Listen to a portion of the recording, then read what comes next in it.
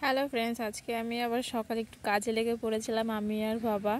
এখানে হচ্ছে ধান নাড়বো, তো তাই জায়গাটাকে পরিষ্কার করা হচ্ছিল। এখন তো ধান সেদ্ধ করার দিন চলে এলো। আর আজকে এখানে খোলাটা আমি আর বাবা মিলে করছি। আমি অর্ধেকটা করেছি, বাবা অর্ধেকটা করেছে।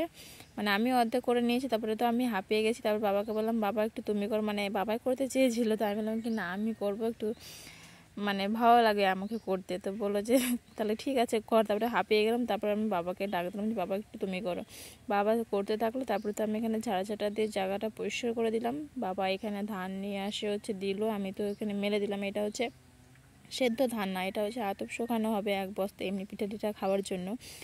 তো এখানে আমি তো এখানে মেলে টেলে দিলাম। তারপর স্নান টান করে উঠেছি, আর পার্সেল এসছে আমার।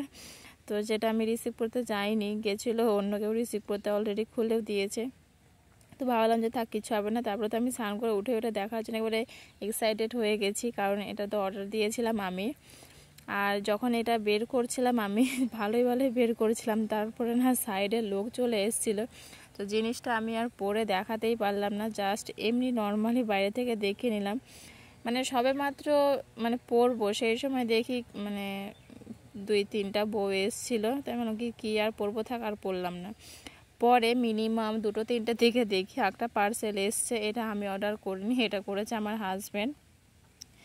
আর ও হচ্ছে পার্সেলটা যাই নিয়ে এসেছিলো, এটা আমি নিতেও যাইনি।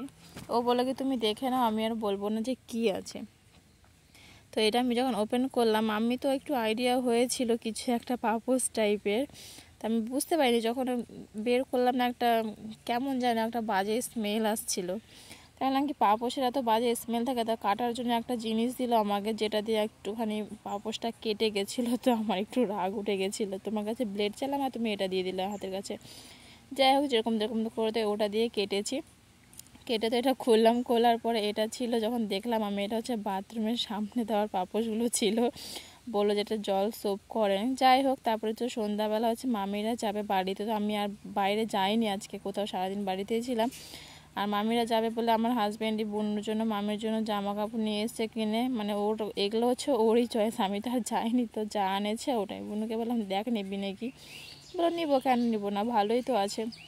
মামিরা রেডি হয়ে বসে আছে, যাবে বলে। রাতে হচ্ছে গাড়িতে উঠিয়ে দেবো, মিনিমাম 8টার দিকে যাবে। আমাকে আর বোনকে সবার প্রথমে হচ্ছে নেমে হচ্ছে মামিকে আনতে গেল বাড়িতে। তো আমি ভাবলাম যে তুমি একটু আগেই নামিয়ে দাও, আমরা হেঁটে হেঁটে বাস স্ট্যান্ড পর্যন্ত আগে যাবো। মানে বাস স্ট্যান্ড যাবো না, হিলিমোড়ে থাকলেই হবে। তো আমরা হিলিমোড় পর্যন্ত এখন হেঁটে হেঁটে যাবো। তারপরে এখানে মামিকে নিয়ে এসছে আর বাসের জন্য ওয়েট করছে। ফাইনালি এখানে বাস চলে এলো, নাইট বাসগুলোতে যাবে।